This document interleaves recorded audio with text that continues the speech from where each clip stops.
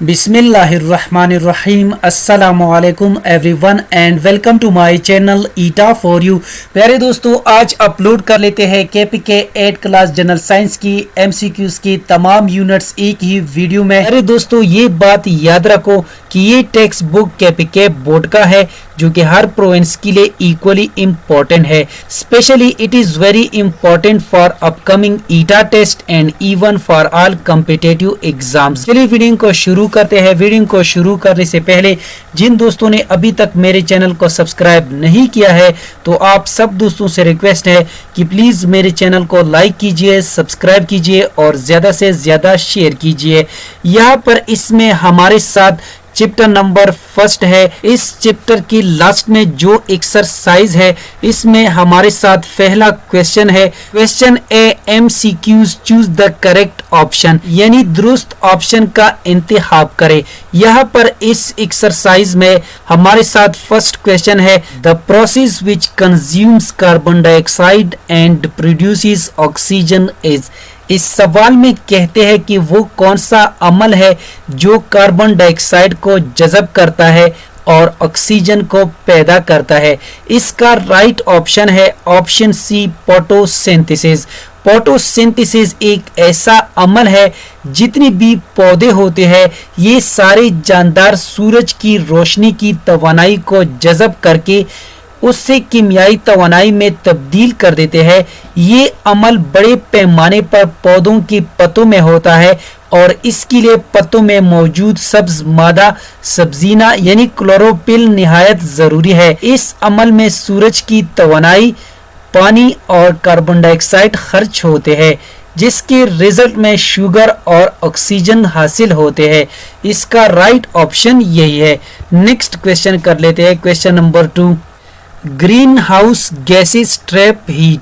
इसका right option है option B, यानी ग्रीन हाउस गैस हरारत को ट्रैप यानी जज़ब करता है। नेक्स्ट क्वेश्चन कर लेते हैं। Question number 3, the interaction in which both members get benefit from each other is. इस सवाल में कहते हैं वो ताल्लुक जिसमें दोनों मेंबर एक दूसरे से पैदा हासिल करते हैं इसको क्या कहा जाता है। इसका राइट ऑप्शन है ऑप्शन ए म्यूचुअलिज्म, यानी दो जानदारों के दरमियान ऐसा ताल्लुक जिससे दोनों मेंबर्स फायदा हासिल कर रहे हो इसको म्यूचुअलिज्म कहते हैं।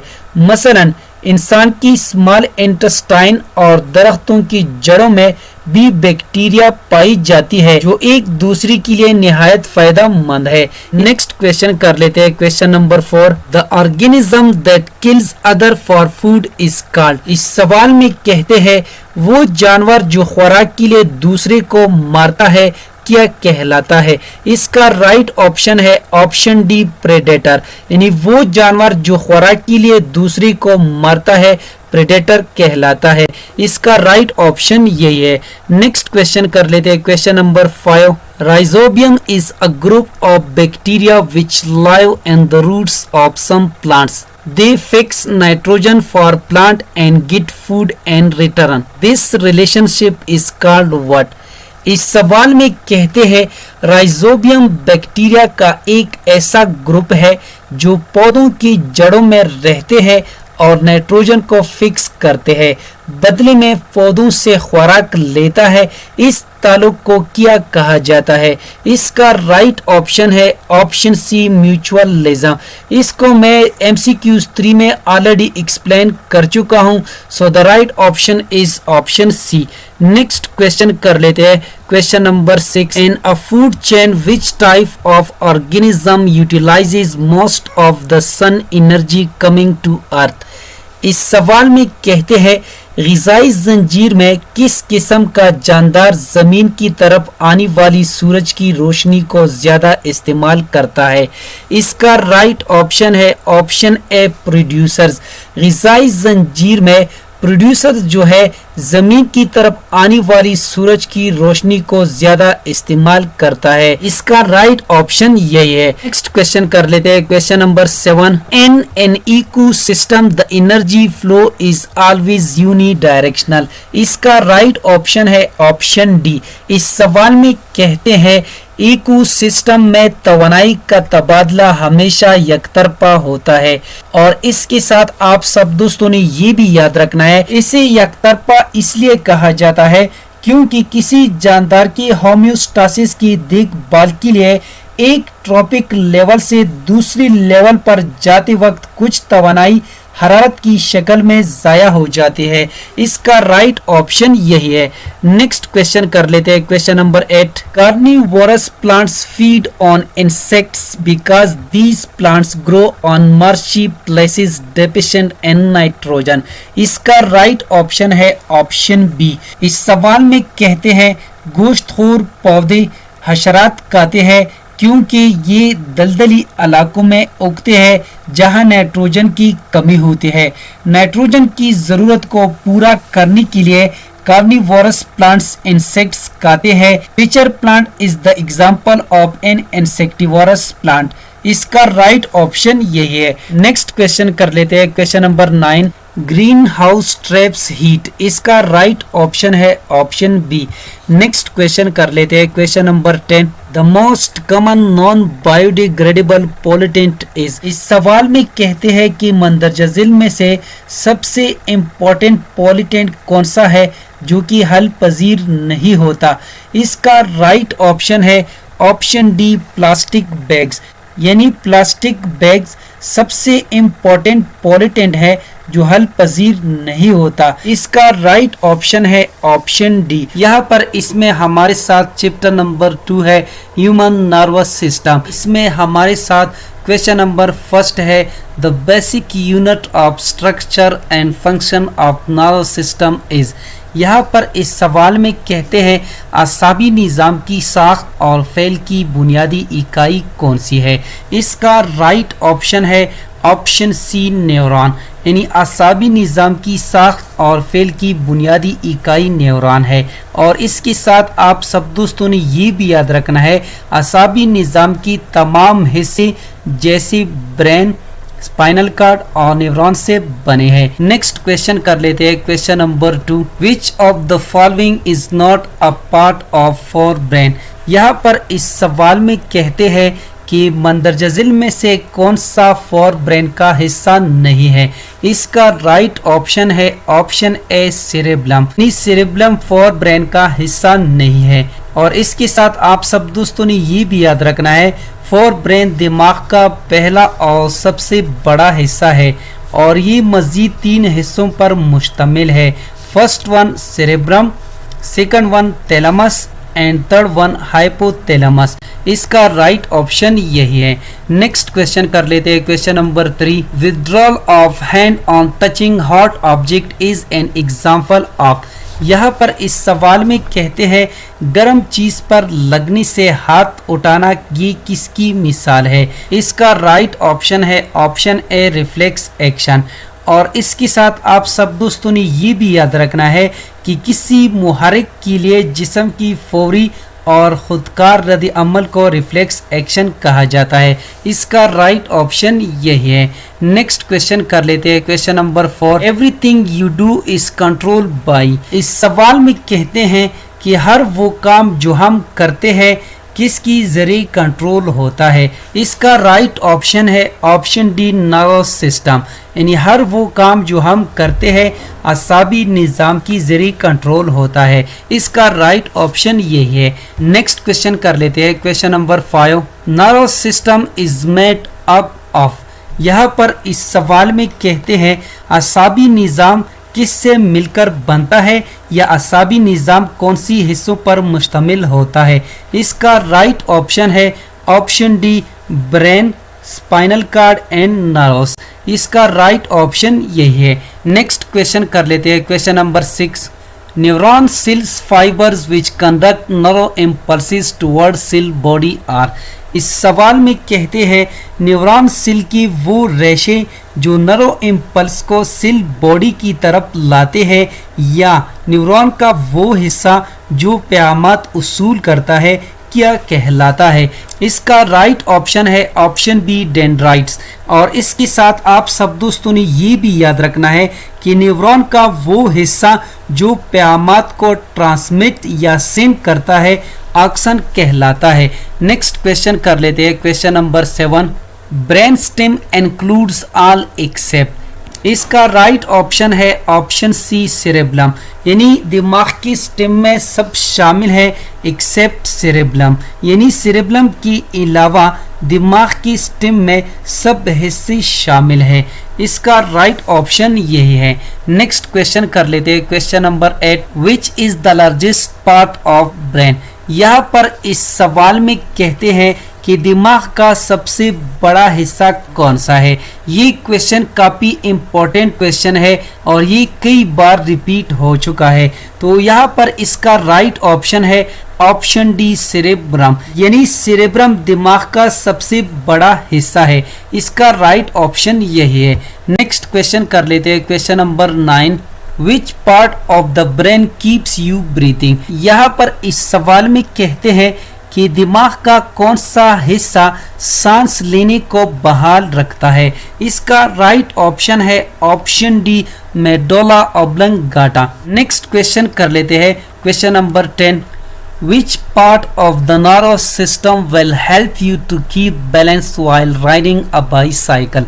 इस सवाल में कहते हैं असाबी निज़ाम का कौन सा हिस्सा हमें साइकिल चलाते वक्त मुतवाजन यानी बैलेंस रहने में मदद फराहम करता है। इसका राइट ऑप्शन है ऑप्शन सी सेरेब्लम, यानी सेरेब्लम दिमाग का वो हिस्सा है जो हमें साइकिल या मोटरसाइकिल चलाते वक्त मुतवाजन रहने में मदद फराहम करता है। यहाँ पर इसमें हमारे साथ चैप्टर नंबर 3 है, variations, heredity and cell division. Question A में हमारे साथ फर्स्ट क्वेश्चन है, which of the following is a continuous variation in humans. सवाल में कहते हैं मंदरजा झील में कौन सा इंसानों में मुसलसल तगीर यानी कंटिन्यूस वेरिएशन को रिप्रेजेंट करता है। इसका राइट ऑप्शन है ऑप्शन सी इंटेलिजेंस। इन ऑप्शंस में जहानत यानी इंटेलिजेंस ही मुसलसल तगीर को यानी कंटिन्यूस वेरिएशंस को रिप्रेजेंट करता है। और इसके साथ आप सब दोस्तों ने ये भी याद रखना है कि व्हाट इज वेरिएशन, यानी वेरिएशन किसे कहते हैं।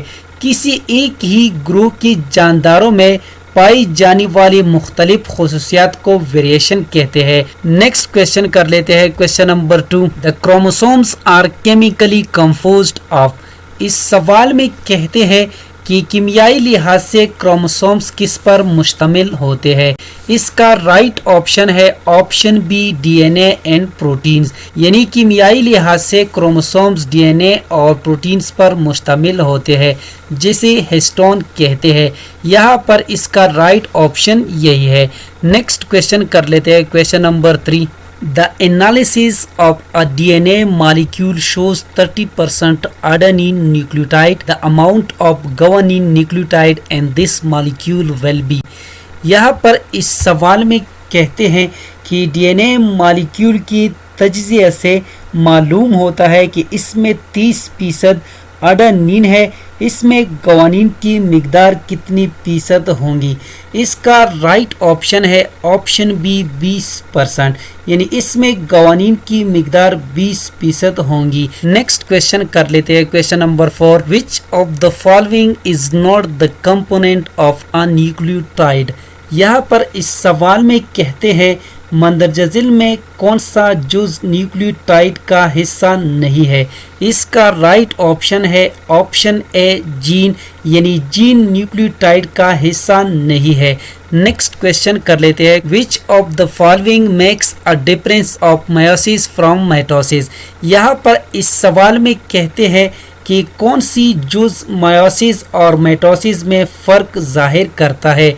इसका राइट ऑप्शन है ऑप्शन बी क्रॉसिंग ओवर, यानी क्रॉसिंग ओवर माइटोसिस और मायोसिस में फ़र्क जाहिर करता है। इसका राइट ऑप्शन यही है।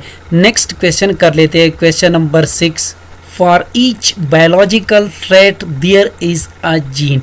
इसका राइट ऑप्शन है ऑप्शन डी, यानी हर बायोलॉजिकल खुसूसियात के लिए एक जीन होता है। इसका राइट ऑप्शन यही है। नेक्स्ट क्वेश्चन कर लेते हैं, question number 7, all of the following involve mitosis except gamete formation. इसका राइट ऑप्शन है ऑप्शन ए, यानी मेटोसिस में सब जुज मौजूद होते हैं मां सिवाय गैमीट फॉर्मेशन के, यानी गैमीट की पैदावार के अलावा सब मेटोसिस में होता है। नेक्स्ट क्वेश्चन कर लेते हैं, question number 8। In the constantly changing environment the survival of species depends on. इस सवाल में कहते हैं कि मुसलसल तब्दील होने वाले माहौल में किसी जानदार की बका का दारोमदार किस पर होता है। इसका राइट ऑप्शन है ऑप्शन सी, मोर वेरिएशंस, यानी मुसलसल तब्दील होने वाले माहौल में किसी जानदार की बका का दारोमदार मोर वेरिएशन यानी ज़्यादा तगीर पर होता है। इसका राइट ऑप्शन यही है। नेक्स्ट क्वेश्चन कर लेते हैं, क्वेश्चन नंबर 9। इस सवाल में कहते हैं कि मटर के पौधे के गैमीट्स में टोटल 7 क्रोमोसोम्स होते हैं और वो पौधा मुकम्मल बालिग पौधा होगा, तो इसमें क्रोमोसोम्स की तादाद कितनी होगी।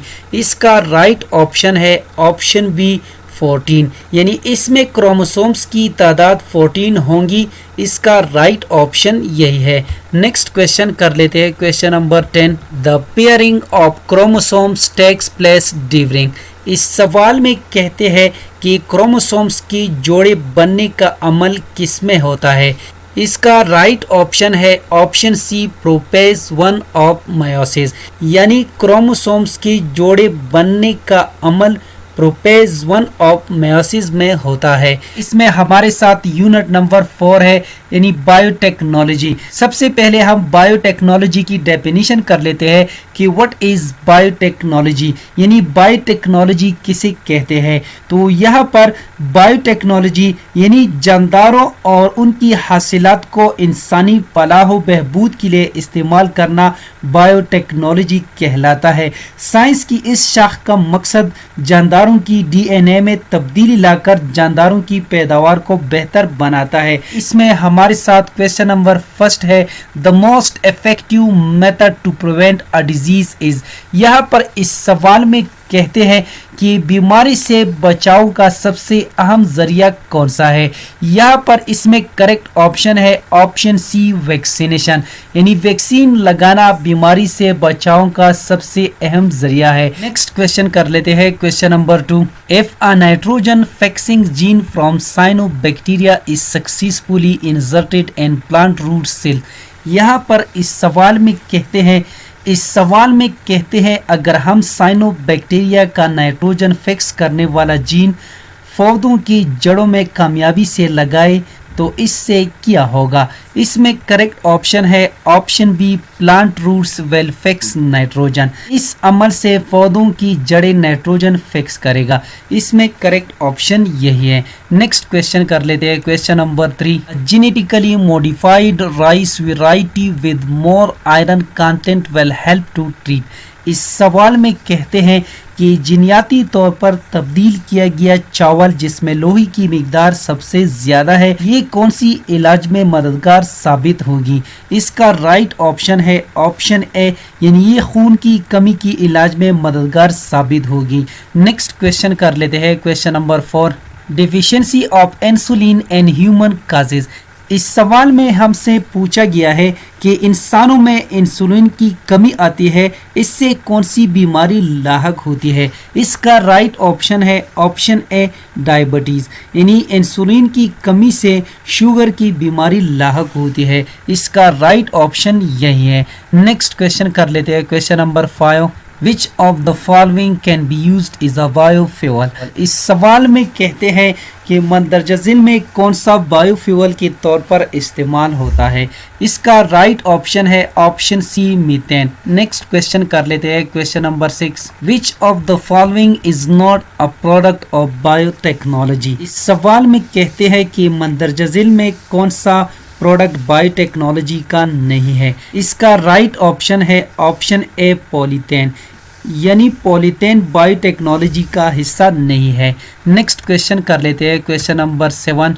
Baking process uses enzymes from east. इसका राइट ऑप्शन है ऑप्शन डी, नेक्स्ट क्वेश्चन कर लेते हैं, question number 8। A gene from one organism can be inserted into other one by.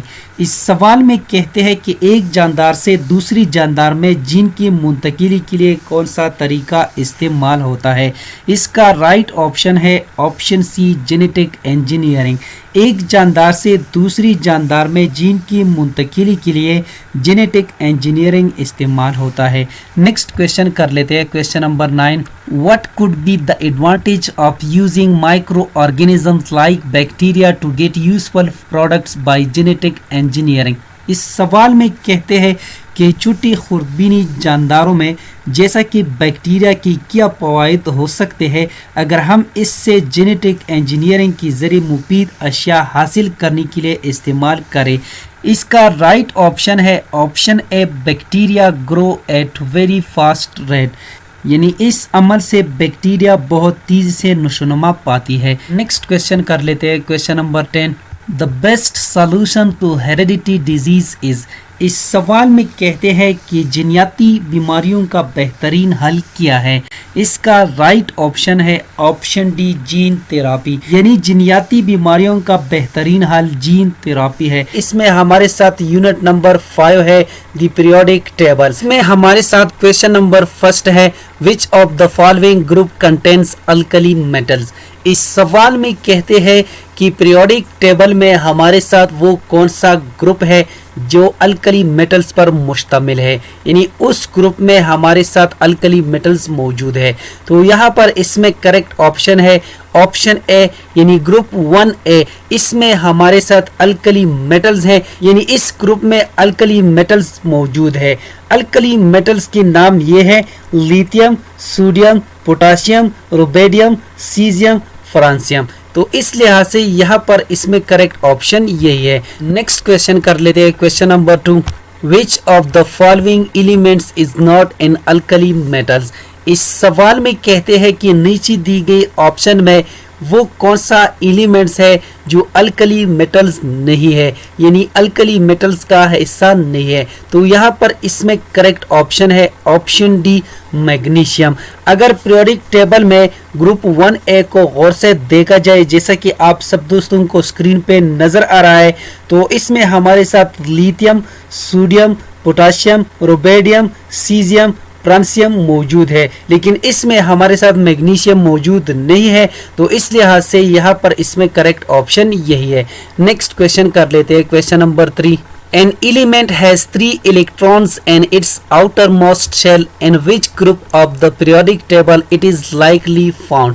इस सवाल में कहते हैं कि पीरियोडिक टेबल में हमारे साथ वो कौन सा ग्रुप है जिसके आखिरी शेल में 3 इलेक्ट्रॉन्स पाए जाते हैं। इसका राइट ऑप्शन है ऑप्शन सी, ग्रुप 3A, यानी ग्रुप 3A में जितने भी एलिमेंट्स है उसके आखिरी शेल में हमारे साथ 3 इलेक्ट्रॉन्स पाए जाते हैं। प्यारे दोस्तों, अगर ग्रुप 3A को देखा जाए तो इसमें हमारे साथ पहला एलिमेंट है बोरान। इसका एटॉमिक नंबर 5 है। तो अगर इसको शेल वाइज डिस्ट्रीब्यूट किया जाए तो इसकी फर्स्ट शेल में हमारे साथ 2 इलेक्ट्रॉन है और आखिरी शेल में हमारे साथ 3 इलेक्ट्रॉन है। और इसके साथ आप सब दोस्तों ने ये भी याद रखना है कि जो शेल नंबर्स होता है, यानी first shell, second shell, third shell, ये हमारे साथ पीरियड नंबर को जाहिर करता है। और जो आखिरी शेल है उसमें जो इलेक्ट्रॉन होते हैं 3, 4 या 5, वो ग्रुप नंबर को इंडिकेट करता है। तो इस लिहाज से इसलिए इसमें करेक्ट ऑप्शन यही है। नेक्स्ट क्वेश्चन कर लेते हैं, question number 4। Which of the following elements is a metalloid. इसका राइट ऑप्शन है option D, silicon. Next question कर लेते हैं, question number 5। Lithium is in the same group as. इस सवाल में कहते हैं कि लिथियम हमारे साथ उसी ग्रुप में मौजूद है जिस ग्रुप में सोडियम मौजूद है। प्यारे दोस्तों, अगर आप सब दोस्त पीरियोडिक टेबल में ग्रुप 1A को देखो तो उसमें हमारे साथ पहला एलिमेंट है लिथियम, दूसरा सोडियम, तीसरा पोटाशियम, चौथा रुबेडियम, पांचवा सीजियम, छठा फ्रांसियम। तो इस लिहाज से यहाँ पर इसमें करेक्ट ऑप्शन यही है। नेक्स्ट क्वेश्चन कर लेते हैं, question number 6। Which of the following is a halogen. इस सवाल में कहते हैं कि नीचे दी गई ऑप्शन में हमारे साथ वो कौन सा एलिमेंट है जो नेचर से हैलोजन है? इसका राइट ऑप्शन है option D, fluorine. Next question कर लेते हैं, question number 7। How many elements are present in the first period? इस सवाल में कहते हैं कि पीरियोडिक टेबल में जो पहला पीरियड है उसमें कुल कितने एलिमेंट्स मौजूद होते हैं? इसका राइट ऑप्शन है ऑप्शन ए 2, यानी पीरियोडिक टेबल में हमारे साथ जो पहला पीरियड है उसमें हमारे साथ सिर्फ 2 एलिमेंट्स है, हाइड्रोजन, हीलियम, और इस पीरियड को शॉर्ट पीरियड भी कहा जाता है। नेक्स्ट क्वेश्चन कर लेते हैं, question number 8। How many electrons are present in the outermost shell and group 3a elements? इस सवाल में कहते हैं कि पीरियोडिक टेबल में हमारे साथ जो ग्रुप 3a की एलिमेंट्स है इसके आखिरी शेल में कुल कितने इलेक्ट्रॉन्स पाए जाते हैं या मौजूद होते हैं? तो यहाँ पर इसका राइट ऑप्शन है ऑप्शन सी 3। प्यारे दोस्तों, अगर हम एक एलिमेंट्स को शेल वाइज डिस्ट्रीब्यूट करते हैं तो इसमें शेल नंबर जो होता है ये इंडिकेट्स करता है पीरियड नंबर को, और इसी एलिमेंट के आखिरी शेल में जितनी भी इलेक्ट्रॉन्स होते हैं वो ग्रुप नंबर को इंडिकेट करता है। मसलन सोडियम है हमारे साथ, अगर सोडियम को देखा जाए इसकी फर्स्ट शेल में हमारे साथ 2 इलेक्ट्रॉन है, इसकी सेकंड शेल में हमारे साथ 8 इलेक्ट्रॉन है और इसकी लास्ट शेल में हमारे साथ 1 इलेक्ट्रॉन है। तो अगर इसको देखा जाए तो इसकी हमारे साथ टोटल 3 शेल्स बनते हैं, यानी इसकी फर्स्ट शेल में 2 इलेक्ट्रॉन्स होते हैं, सेकंड में 8 और लास्ट में 1। तो अगर इसको देखा जाए तो इसमें टोटल 3 शेल्स है, तो इसका पीरियड नंबर जो है वो हमारे साथ है 3। और अगर इसको गौर से फिर देखा जाए तो इसके आखिरी शेल में हमारे साथ 1 इलेक्ट्रॉन है, तो ये हमारे साथ ग्रुप ए में पाया जाता है, यानी ये हमारे साथ ग्रुप फर्स्ट ए में मौजूद है। तो इस लिहाज से यहाँ पर जो शेल नंबर्स होते हैं वो पीरियड नंबर को इंडिकेट करता है और आखिरी शेल में जो इलेक्ट्रॉन होते हैं वो ग्रुप नंबर को इंडिकेट करता है। तो इस लिहाज से इसमें करेक्ट ऑप्शन यही है। नेक्स्ट क्वेश्चन कर लेते हैं, question number 9। Which of the following group contains noble gases?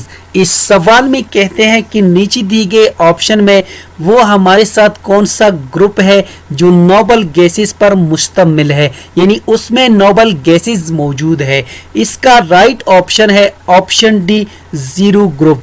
और इसके साथ आप सब दोस्तों ने ये भी याद रखना है, इसको जीरो ग्रुप इसलिए कहा जाता है क्योंकि इसकी वैलेंसी जो है वो 0 है, क्योंकि ये ग्रुप जो है ग्रुप 8a में मौजूद है। ग्रुप 8a में जितनी भी एलिमेंट है यानी नोबल गैसेस हैं, नोबल गैसेस को इनर्ट गैसेस भी कहा जाता है।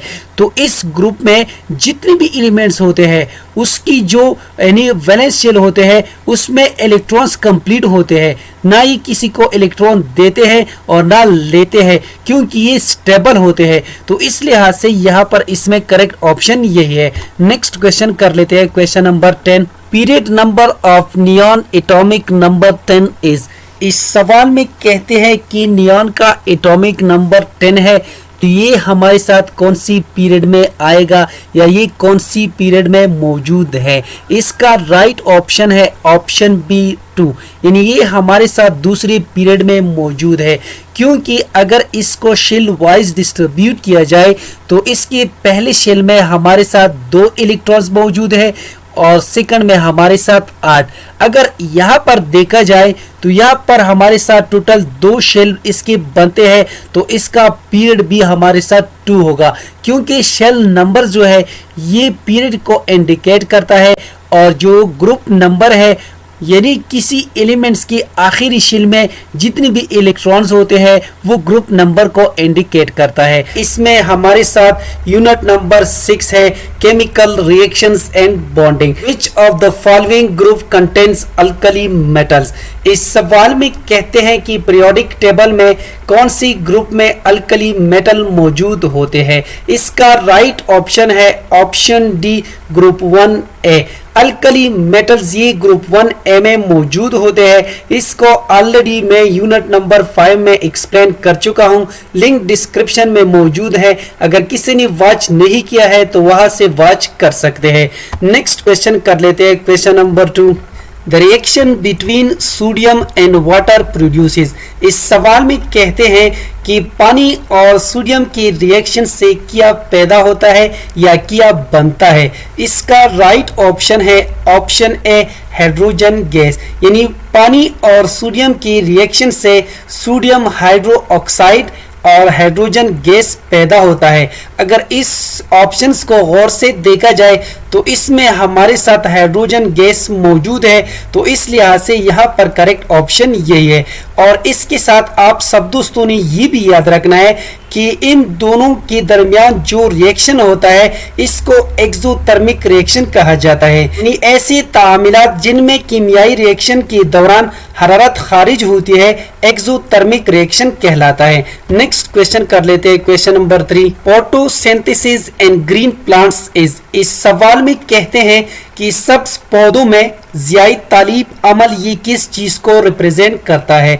इसमें करेक्ट ऑप्शन है ऑप्शन डी, एंडोथर्मिक रिएक्शन। यानी ये एंडोथर्मिक रिएक्शन को जाहिर करता है क्योंकि इसमें हीट एनर्जी जज़ब होती है। यानी ऐसे तामीलात जिनमें कीमियाई रिएक्शन के दौरान हरारत जज़ब होती है एंडोथर्मिक रिएक्शन कहलाता है। नेक्स्ट क्वेश्चन कर लेते हैं, क्वेश्चन नंबर 4। इस सवाल में कहते हैं कि मैग्नीशियम और हाइड्रोक्लोरिक एसिड जब ये दोनों आपस में रिएक्शन करते हैं तो इस रिएक्शन से कौन सी चीज ये जाहिर करता है कि रिएक्शन हुआ है। इसका राइट ऑप्शन है ऑप्शन डी, MgCl2। जब ये दोनों आपस में रिएक्शन करते हैं तो इसके रिजल्ट से आएगा MgCl2 और हाइड्रोजन गैस। यानी इसमें MgCl2 ये जाहिर करता है कि रिएक्शन हुआ है। नेक्स्ट क्वेश्चन कर लेते हैं, question number 5। Which of the following reaction is unbalanced. इस सवाल में कहते हैं कि मंदरजा झिल में कौन सा रिएक्शन मुतवाजी नहीं है। इसका राइट ऑप्शन है ऑप्शन सी। नेक्स्ट क्वेश्चन कर लेते हैं, question number 6। An endothermic reaction occurs when. इस सवाल में कहते हैं कि एंडोथर्मिक रिएक्शन कब वाक़या पजीर होता है। इसका राइट ऑप्शन है ऑप्शन बी, क्योंकि जब बरकी इखराज फिजा में नाइट्रोजन को ऑक्सीजन से मिलाता है तो इससे रिजल्ट में आएगा nitrogen monoxide. So heat is required for this process. Next question कर लेते हैं, question number 7। Which of the following is not a chemical reaction. इस सवाल में कहते हैं कि मंदरजा झिल में कौन सा केमिकल रिएक्शन नहीं है।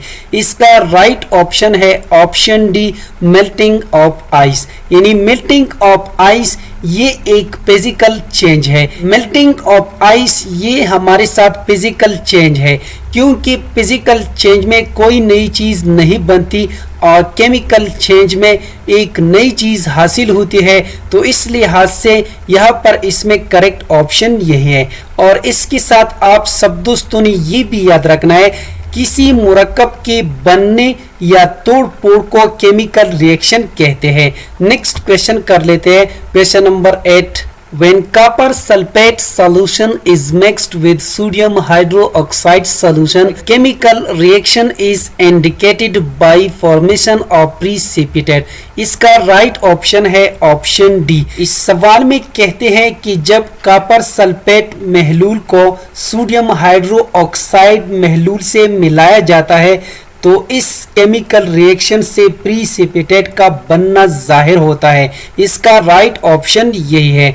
नेक्स्ट क्वेश्चन कर लेते हैं, question number 9। What happens when few drops of iodine solution is added in starch solution. इस सवाल में कहते हैं कि जब आयोडीन की कुछ कतरे स्टार्च महलूल में शामिल किया जाए तो इसके रिजल्ट से क्या हासिल होगा। इसका राइट ऑप्शन है option C, colour change occurs. यानी जब आयोडीन की कुछ कतरे स्टार्च महलूल में शामिल किया जाए तो इससे रंग की तब्दीली वाक़या होगी। इसका राइट ऑप्शन यही है। नेक्स्ट क्वेश्चन कर लेते हैं, question number 10। Which of the following is not a balanced chemical reaction. इस सवाल में कहते हैं कि मंदरजा झिल में कौन सा अमल मुतवाजी नहीं है। इसका राइट ऑप्शन है ऑप्शन बी।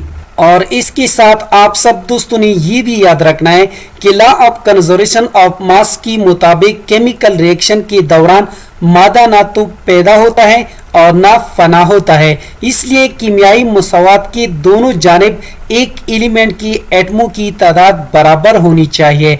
तो इस ऑप्शन में हमारे साथ जो एलिमेंट्स है उनकी एटमों की तादाद बराबर नहीं है, तो इस लिहाज से यहाँ पर करेक्ट ऑप्शन यही है। इसमें हमारे साथ यूनिट नंबर 7 है acids, basis and salts. Which of the following pH value denotes acid. इस सवाल में कहते हैं कि मंदरजा झील में कौन सी पीएच वैल्यू तेजाब को जाहिर करता है। इसका राइट ऑप्शन है ऑप्शन सी 3। और इसके साथ आप सब दोस्तों ने ये भी याद रखना है कि पीएच वैल्यू जो है ये 7 पर न्यूट्रल होती है, जबकि 7 से नीचे एसिडिक और 7 से ऊपर बेसिक होते हैं। इसका राइट ऑप्शन यही है। नेक्स्ट क्वेश्चन कर लेते हैं, question number 2। Which acid is present in vinegar. इस सवाल में कहते हैं कि सिरका में कौन सा तेजाब मौजूद होता है। इसका राइट ऑप्शन है option C CH3OH। Next question कर लेते हैं, question number 3। A solution is strongly acidic if its pH is. इस सवाल में कहते हैं एक महलूल मजबूत तेजाबी महलूल होगा अगर इसकी pH की वैल्यू 1 होगी। इसका राइट ऑप्शन है ऑप्शन सी। और इसके साथ आप सब दोस्तों ने ये भी याद रखना है कि जब किसी महलूल का pH 7 से कम हो तो ये मजबूत तेजाबी महलूल होगा, और अगर किसी महलूल का pH की वैल्यू 7 से ज्यादा हो तो ये मजबूत बेसिक महलूल होगा, और अगर 7 पे हो तो ये न्यूट्रल होगा। तो इस लिहाज से यहाँ पर करेक्ट ऑप्शन यही है। नेक्स्ट क्वेश्चन कर लेते हैं। इस सवाल में कहते हैं कि तेजाब को जब पानी में हल किया जाता है तो किया देता है। इसका राइट ऑप्शन है ऑप्शन सी H आयन। यानी तेजाब ऐसी चीज है जो पानी में हल होकर हाइड्रोजन आयन देता है। तो इस लिहाज से यहाँ पर करेक्ट ऑप्शन यही है। नेक्स्ट क्वेश्चन कर लेते हैं, question number 5। Which of the following is not an alkali. इस सवाल में कहते हैं कि मंदरजा झील में कौन सा अल्कली नहीं है। इसका राइट ऑप्शन है ऑप्शन सी। और इसके साथ आप सब दोस्तों ने ये भी याद रखना है कि ऐसी चीज या शे जो पानी में हल होकर OH आयन देता है अल्कली कहलाता है। नेक्स्ट क्वेश्चन कर लेते हैं, question number 6। Which of the following is salt. इस सवाल में कहते हैं कि मंदरजा झील में से कौन सा नमक है। इसका राइट ऑप्शन है option C sodium chloride. Next question कर लेते हैं, question number 7। Which acid is used in car battery. इस सवाल में कहते हैं कि गाड़ियों की बैटरी में कौन सी तेजाब इस्तेमाल होती है। इसका राइट ऑप्शन है ऑप्शन डी H2SO4 यानी सल्फ्यूरिक एसिड। नेक्स्ट क्वेश्चन कर लेते हैं, question number 8। When an ant or a bee stings you, it injects।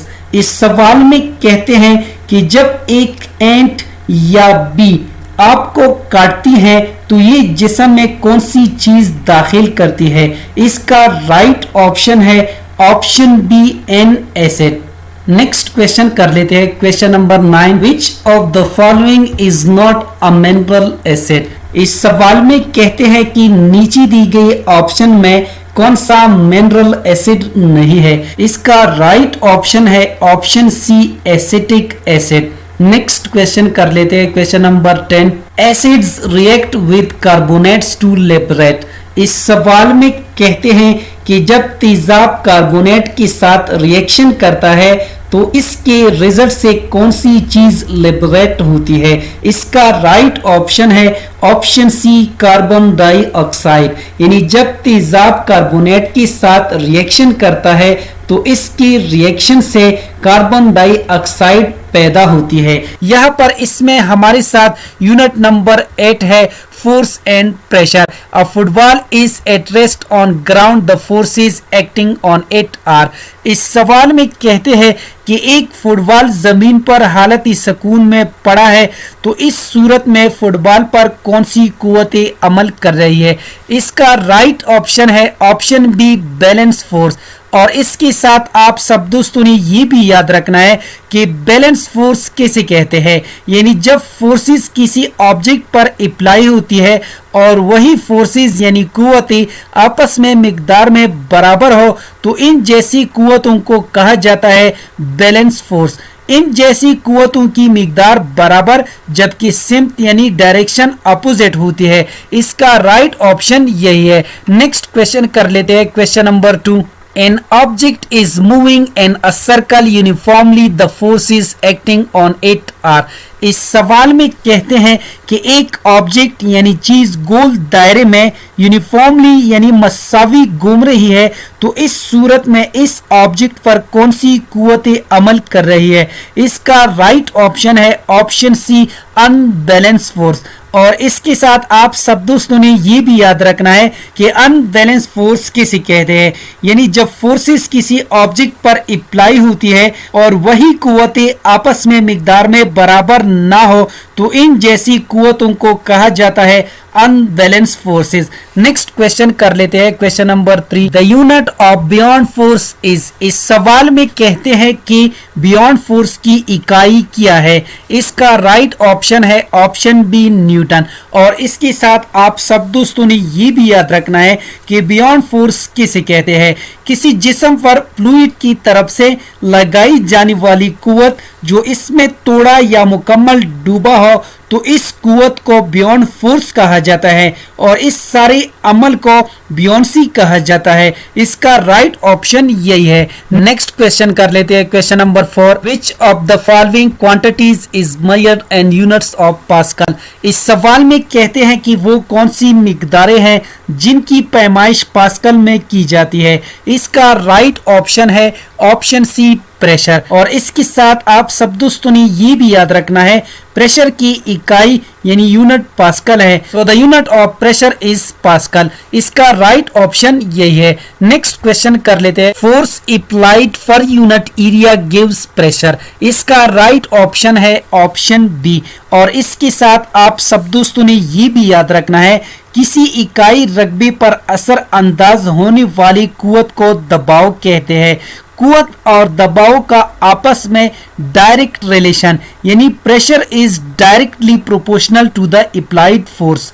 कुव्वत की बढ़ाने से दबाव बढ़ता है और रकबे के साथ दबाव का इनवर्स रिलेशन है, यानी रकबे की बढ़ाने से दबाव कम होता है। इसका राइट ऑप्शन यही है। नेक्स्ट क्वेश्चन कर लेते हैं, question number 6। With depth pressure and liquid increases. इसका राइट ऑप्शन है ऑप्शन बी। और इसके साथ आप सब दोस्तों ने ये भी याद रखना है प्रेशर और किसी भी लिक्विड में जो गहराई होती है इन दोनों का आपस में डायरेक्ट रिलेशन होता है, यानी गहराई ज्यादा हो प्रेशर ज्यादा होगा और अगर गहराई कम हो तो प्रेशर भी कम होगा। इसका राइट ऑप्शन यही है। नेक्स्ट क्वेश्चन कर लेते हैं, question number 7। The atmospheric pressure will be lowest. इस सवाल में कहते हैं कि एटमॉस्फेरिक प्रेशर ये कहां पर सबसे कम होगा। इसका राइट ऑप्शन है option D, on top of K2, यानी कुर्रे हवाई का दबाव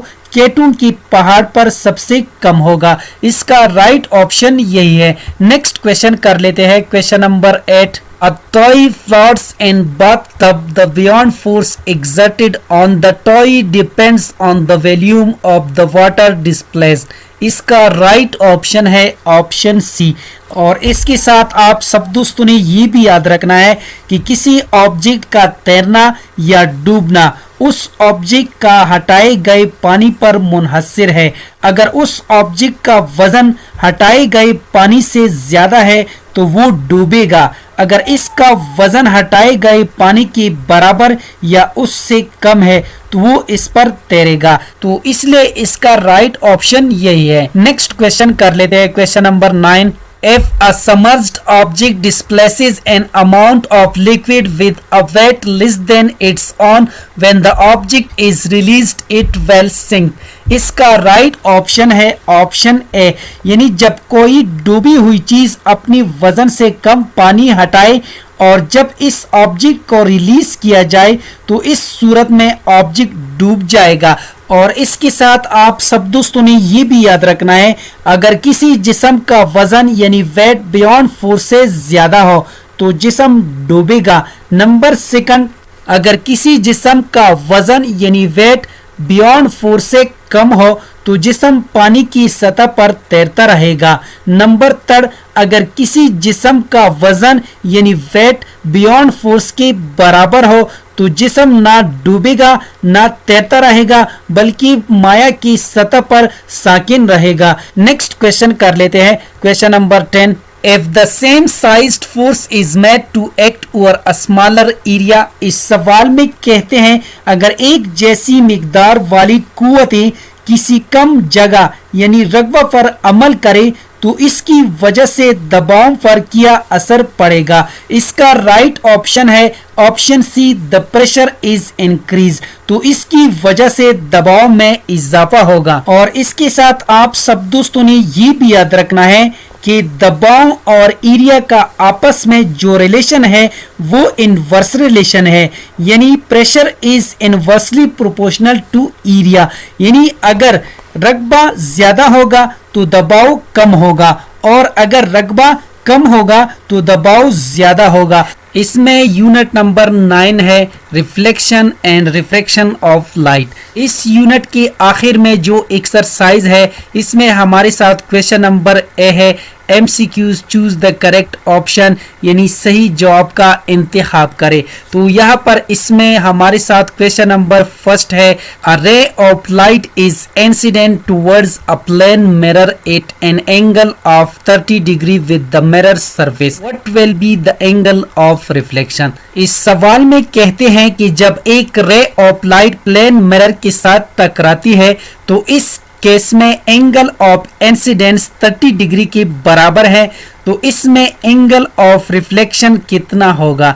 इसका राइट ऑप्शन है ऑप्शन ए 30 डिग्री, क्योंकि लॉज ऑफ रिफ्लेक्शन में अगर दूसरे कानून को देखा जाए तो इसके मुताबिक एंगल ऑफ इंसिडेंस ये हमेशा एंगल ऑफ रिफ्लेक्शन के बराबर होता है। नेक्स्ट क्वेश्चन कर लेते हैं, question number 2। If the angle of incidence is 45 degree then what will be the angle of reflection. इस सवाल में कहते हैं अगर एंगल ऑफ इंसिडेंस 45 डिग्री के बराबर हो तो एंगल ऑफ रिफ्लेक्शन कितना होगा। इसका राइट ऑप्शन है ऑप्शन बी 45 डिग्री। अगर एंगल ऑफ इंसिडेंस 45 डिग्री हो तो एंगल ऑफ रिफ्लेक्शन भी 45 डिग्री होगा। नेक्स्ट क्वेश्चन कर लेते हैं, question number 3। Which letter after reflection from a plane mirror will remain unchanged. इस सवाल में कहते हैं कि नीचे दी गई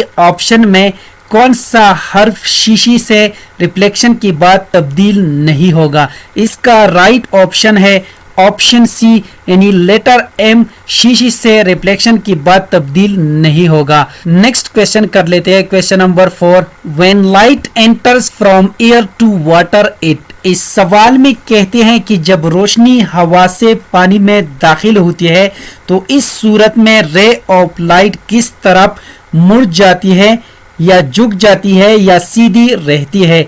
इसका राइट ऑप्शन है ऑप्शन बी, यानी when light enters from air to water it bends towards the normal, यानी जब रोशनी हवा से पानी में दाखिल होती है तो ये नॉर्मल की तरफ मुड़ या झुक जाती है।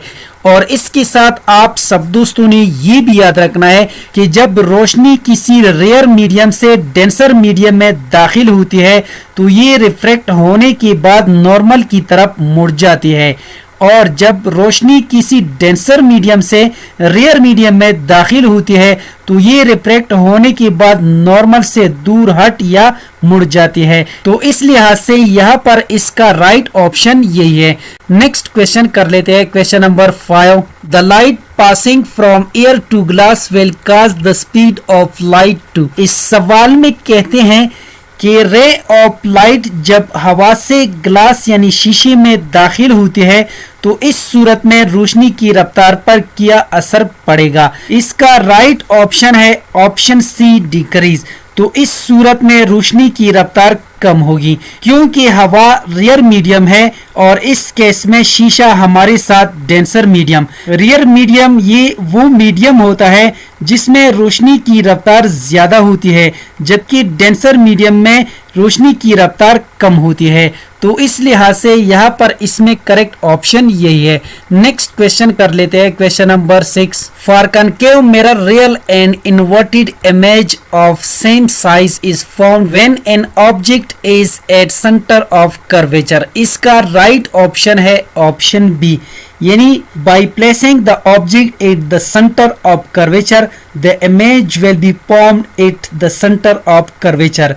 The image will be inverted, real end of the same size.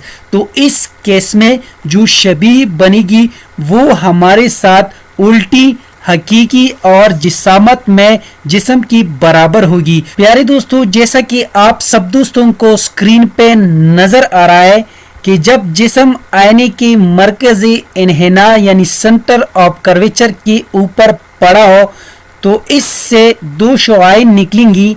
तो इससे रिजल्ट में हमारे साथ एक ए डैश बी डैश इमेज हासिल होगी, जो कि नेचर में उल्टी होगी और जिसामत में जिस्म की बराबर होगी।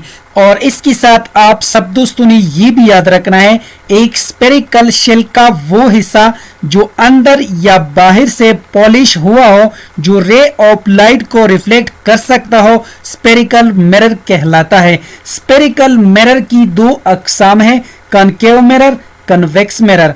कनकेव मिरर यानी वो आईना जिसका अंदरूनी सतह चमकदार हो, कनकेव मिरर कहलाता है। और नेक्स्ट है हमारे साथ कन्वेक्स मिरर, यानी वो आईना जिसका बैरूनी सतह चमकदार हो, कन्वेक्स मिरर कहलाता है। नेक्स्ट क्वेश्चन कर लेते हैं, क्वेश्चन नंबर 7।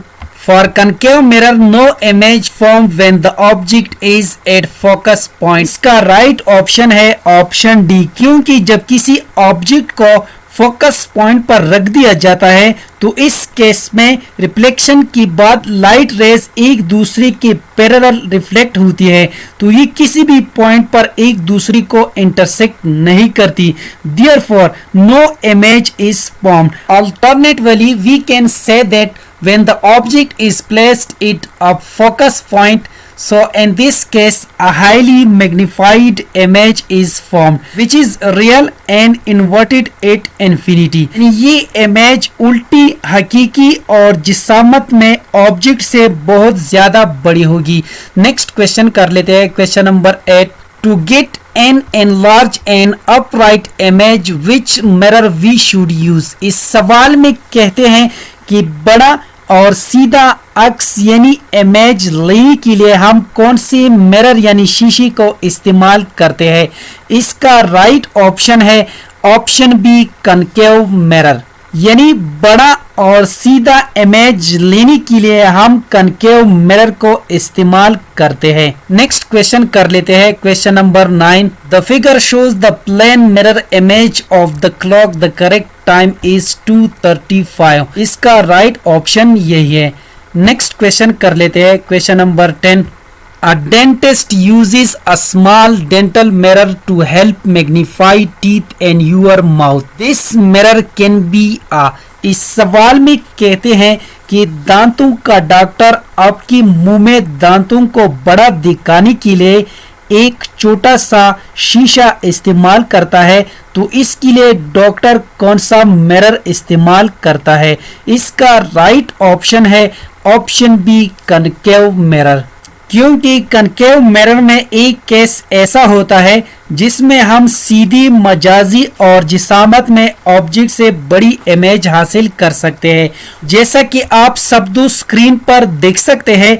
यानी when the object is placed between the focus and pole of the same size of a concave mirror, then the image formed is upright, magnified यानी large in size and virtual. यहाँ पर इसमें हमारे साथ unit number 10 है, electricity and magnetism. इस unit के आखिर में जो एक्सरसाइज है इसमें हमारे साथ क्वेश्चन नंबर ए है MCQ choose the correct option, यानी दुरुस्त ऑप्शन का इंतखाब करें। यहाँ पर इस क्वेश्चन नंबर ए में हमारे साथ फर्स्ट क्वेश्चन है Which of the following energy conversion takes place in a battery operated flashlight? इस सवाल में कहते हैं कि बैटरी से जलने वाले रोशनी की बल्ब में तवानाई का कौन सा तबादला होता है। इसका राइट ऑप्शन है option C chemical, electrical and light energy. यहाँ पर इसका राइट ऑप्शन यही है। नेक्स्ट क्वेश्चन कर लेते हैं, question number 2। The unit of current is, इस सवाल में कहते हैं करंट की इकाई क्या है। इसका राइट ऑप्शन है ऑप्शन डी एम्पेयर, यानी करंट की इकाई एम्पेयर है। नेक्स्ट क्वेश्चन कर लेते हैं, question number 3। Bulb is connected to voltage source by increasing the voltage, the brightness of the bulb well. इस सवाल में कहते हैं कि बल्ब को वोल्टेज की जरिए से जोड़ दिया, वोल्टेज बढ़ाने यानी इंक्रीज करने पर बल्ब की रोशनी पर क्या असर पड़ेगा। इसका राइट ऑप्शन है ऑप्शन ए इंक्रीज। वोल्टेज बढ़ाने यानी इंक्रीज करने पर बल्ब की रोशनी में इजाफा होगा, यानी वोल्टेज, करंट और ब्राइटनेस का आपस में जो रिलेशन है वो डायरेक्ट रिलेशन है। यानी अगर हम वोल्टेज को इंक्रीज करते हैं तो इसकी वजह से करंट भी इंक्रीज होगा और करंट की इंक्रीज करने से ब्राइटनेस भी इंक्रीज होगी। नेक्स्ट क्वेश्चन कर लेते हैं, question number 4। The primary purpose of a register is to, इस सवाल में कहते हैं कि रजिस्टर का बुनियादी मकसद क्या है। इसका राइट ऑप्शन है ऑप्शन बी लिमिट करंट। और इसके साथ आप सब दोस्तों ने ये भी याद रखना है कि रेजिस्टेंस किसे कहते हैं। किसी कंडक्टर यानी वायर में करंट के रास्ते में रुकावट या मुखालिफत को रेजिस्टेंस कहते हैं। रेजिस्टेंस की इकाई ओहम है। नेक्स्ट क्वेश्चन कर लेते हैं, question number 5। The wire made from which of the following material is a conductor. इस सवाल में कहते हैं कि मंदरजा झेल में किस चीज से तारों को बनाया जाता है जो नेचर में कंडक्टर हो। इसका राइट ऑप्शन है ऑप्शन सी गोल्ड। और इसके साथ आप सब दोस्तों ने ये भी याद रखना है सोना इंतहाई चमकदार, खूबसूरत और डक्टाइल होता है। डक्टाइल का मतलब ये है कि इसके हम वायर्स भी बना सकते हैं। नेक्स्ट क्वेश्चन कर लेते हैं, question number 6। The electrical device which melts if current exceeds a certain fixed value are, इस सवाल में कहते हैं कि वो कौन सा बरकी आला है जो करंट की मिकदार हद से बढ़ने पर पिघल जाता है। इसका राइट ऑप्शन है ऑप्शन बी फ्यूजेज। और इसके साथ आप सब दोस्तों ने ये भी याद रखना है कि फ्यूज एक दाती तार होती हैं जो कम दर्जे हरारत पर पिघल सकती हैं। जब कभी बरकी सर्किट की तारें किसी शॉर्ट सर्किट या ओवरलोडिंग की वजह से गर्म होने लगते हैं तो कम दर्जे पिघलाव की वजह से फ्यूज वायर मौका ही पर पिघल जाता है और सर्किट में करंट की तरसील रुक जाती है। इस तरह सर्किट जलने से बच जाता है। इसका राइट ऑप्शन यही है। नेक्स्ट क्वेश्चन कर लेते हैं, question number 7। The device that is used to protect a circuit against overload is, इस सवाल में कहते हैं कि वो कौन सा आला है जो सर्किट को ज्यादा ओवरलोड के मुकाबले में सर्किट की हिफाजत करता है। इसका राइट ऑप्शन है ऑप्शन बी फ्यूज। इसको अभी मैं MCQ 6 में एक्सप्लेन कर चुका हूं। नेक्स्ट क्वेश्चन कर लेते हैं, question number 8। To prevent risk of electrical shock, the earth pin on a 3-pin plug is connected to the part of device. इस सवाल में कहते हैं कि करंट लगने के खतरे को कम करने के लिए अर्थ पिन को जो 3 पिनों वाली प्लग में होता है इसको किस हिस्से से मिलाया जाता है। इसका राइट ऑप्शन है ऑप्शन डी मेटल केस। यानी करंट लगने के खतरे को कम करने के लिए अर्थ पिन को जो 3 पिनों वाली प्लग में होता है इसको मेटल केस से मिलाया जाता है। नेक्स्ट क्वेश्चन कर लेते हैं, question number 9। To increase the strength of the electromagnet, the best core material should be iron. इसका राइट ऑप्शन है ऑप्शन डी। नेक्स्ट क्वेश्चन कर लेते हैं, question number 10। Electromagnetic device which make of electromagnet is, इस सवाल में कहते हैं कि नीचे दी गए ऑप्शन में वो कौन सी बरकी मैग्नेटिसी आला है जो बरकी मैग्नेटिस बनाता है। इसका राइट ऑप्शन है ऑप्शन सी डोर बेल, दरवाजे की घंटी। और इसके साथ आप सब दोस्तों ने ये भी याद रखना है बरकी मैग्नेटिस की वो किस्म है जो करंट की मदद से किसी भी कंडक्टर में इलेक्ट्रोमैग्नेटिक फील्ड पैदा करता है। यानी जब हम किसी कंडक्टर को करंट फराहम करते हैं तो करंट इस कंडक्टर में मैग्नेटिसी असरात पैदा करता है। यानी जब हम किसी भी कंडक्टर को करंट फराहम करते हैं तो करंट इस कंडक्टर में मैग्नेटिसी असरात पैदा करता है। जैसा एक मैग्नेट बिहेव करता है इसी तरह ये कंडक्टर भी बिहेव करता है। जब तक इसके अंदर करंट मौजूद है उस वक्त तक ये मैग्नेट जैसा बिहेव करता है। इसमें हमारे साथ यूनिट नंबर 11 है। इस यूनिट के आखिर में जो एक्सरसाइज है इसमें हमारे साथ क्वेश्चन नंबर ए है MCQs choose the correct option, यानी दुरुस्त ऑप्शन का इंतखाब करें। यहाँ पर इस क्वेश्चन नंबर ए में हमारे साथ फर्स्ट क्वेश्चन है which of the following is not a component of toothpaste. इस सवाल में कहते हैं कि मंदरजजिल में कौन सा चीज टूथपेस्ट का हिस्सा नहीं है। इसका राइट ऑप्शन है ऑप्शन सी लाई, यानी ए बी और डी ये तीनों टूथपेस्ट का हिस्सा है जबकि लाई टूथपेस्ट का हिस्सा नहीं है। नेक्स्ट क्वेश्चन कर लेते हैं question number 2 which substance is used to make milk plastic. इस सवाल में कहते हैं कि मिल्क प्लास्टिक बनाने में कौन सा चीज इस्तेमाल होता है। इसका राइट ऑप्शन है ऑप्शन सी विनेगर। विनेगर यानी सिरका मिल्क प्लास्टिक बनाने में इस्तेमाल होता है। नेक्स्ट क्वेश्चन कर लेते हैं question number 3 what type of mirror is used in solar cooker. इस सवाल में कहते हैं कि सोलर कुकर में कौन सा शीशा यानी मिरर इस्तेमाल होता है।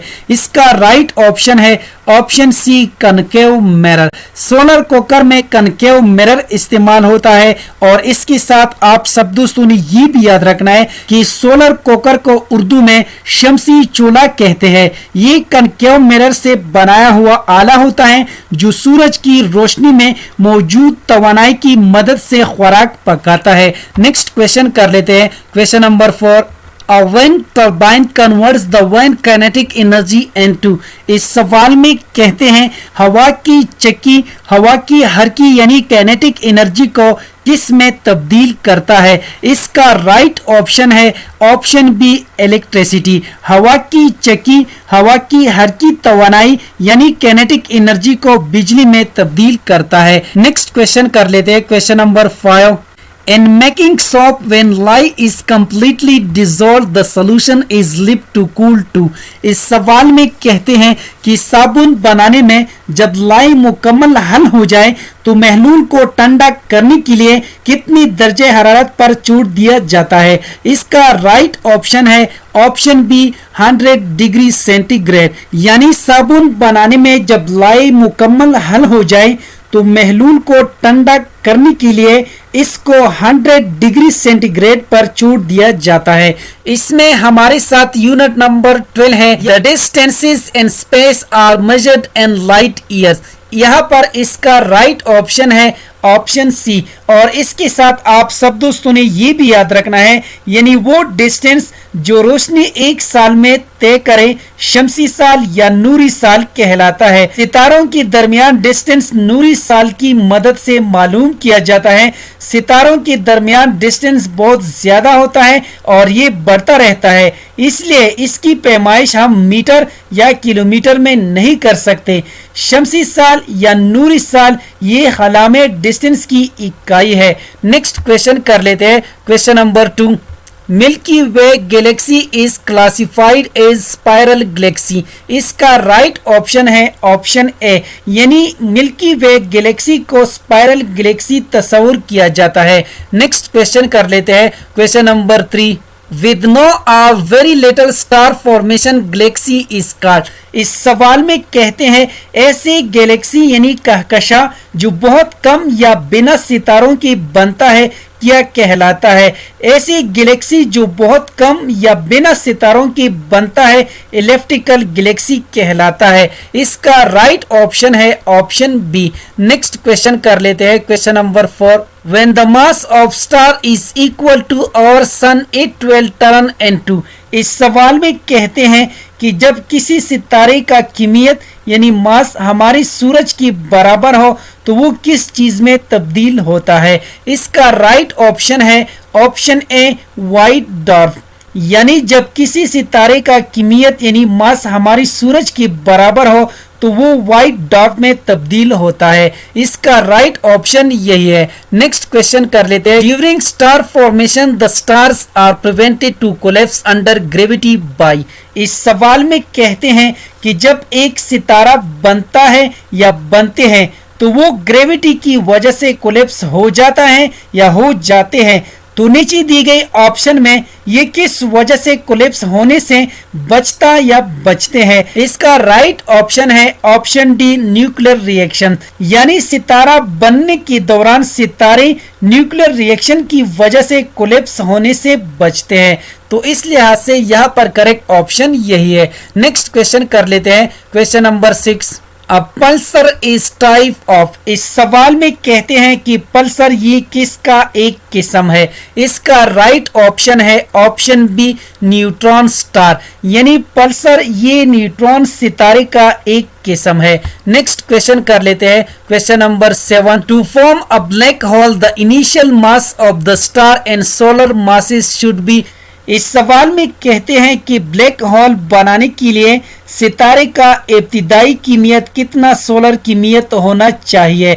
इसका राइट ऑप्शन है ऑप्शन डी 7। नेक्स्ट क्वेश्चन कर लेते हैं, question number 8। The total life of sun from birth to its death is. इस सवाल में कहते हैं कि सूरज की तमाम जिंदगी पैदाइश से लेकर मौत तक कितनी है। इसका राइट ऑप्शन है option D 10 billion years. Next question कर लेते हैं, क्वेश्चन नंबर 9।